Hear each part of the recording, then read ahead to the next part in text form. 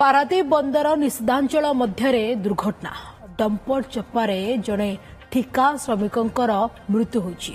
विलंबित राति रे अघटन घटी। पारादीप बंदर 10 नंबर प्लॉट निकट में ड्यूटी रे थिबा समय श्रमिकों उपरे डंपर चढ़ी जाइतिला।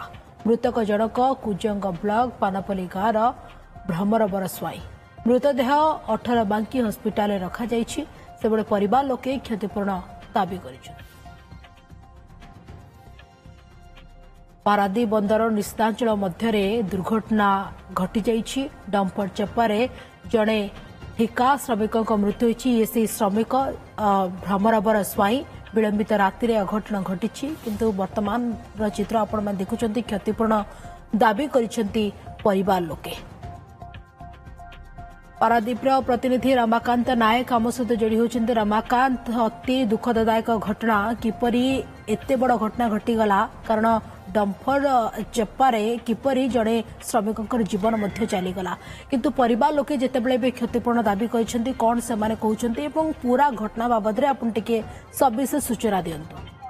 संविधा देखो निश्चित भाव में गतकाली विलंबित राति ये दुर्घटना घटी। पारादीप बंदर निषेधांचल 10 नंबर प्लॉट रही जगह घटी दुर्घटना जे गोटे डंपर पछुआ चढ़ी जाइए। जड़े ड्यूटी थे जड़े श्रमिक ठिका श्रमिक सी गोटे घरोई कंपानी ठिका श्रमिक सी पारादीप बंदर मध्य काम करते जहाँ कहुचे डंपर टी जो लाइमस्टोन प्लॉट पाखे आसी माल से पछुआ जो आसी असावधानता बसत ये जो ठिका श्रमिक भ्रमर बरस्वाई जहाँ घर कुजंग पानपल्ली गाँव में चढ़ी जाता घटनास्थल मृत्यु होता। तथापि साथी श्रमिक मैंने जो मैंने थिले खबर पाई 18 बांकी हस्पिटाल आनी किंतु सेठी डाक्तर मृत घोषणा कर मृतदेह बर्तमान भी 18 बांकी हस्पिटाल अच्छी।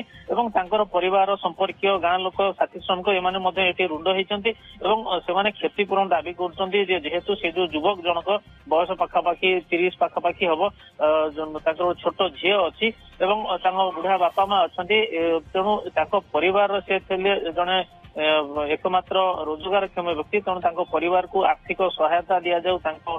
परिवार जन को पत्नी बा अन्य क्या निजुक्ति दि जाऊ एवं कंपेनसेशन जो दाबी कर दाबी अच्छा किंतु ए पर्यंत आंदोलन पंथा आपणे ना सकाळू जो घरोई कंपानी अंडर से काम करते से कंपानी बर्तमान आंकर मुरबी स्थानीय लोक डाकी बर्तमान आलोचना चली जहाँ खबर मिली आलोचनार निष्कर्ष जो पर्यंत बाहर से पर्यंत मृतदेह पोस्टमार्टम होगा जापारुनी। तेणु बर्तमान अपेक्षा कर आलोचनार निष्कर्ष कौन बाहर आलोचनार निष्कर्ष कौन बाहर नजर रही। बहुत बहुत धन्यवाद रमाकांत आपनकर तमाम सूचना पाई।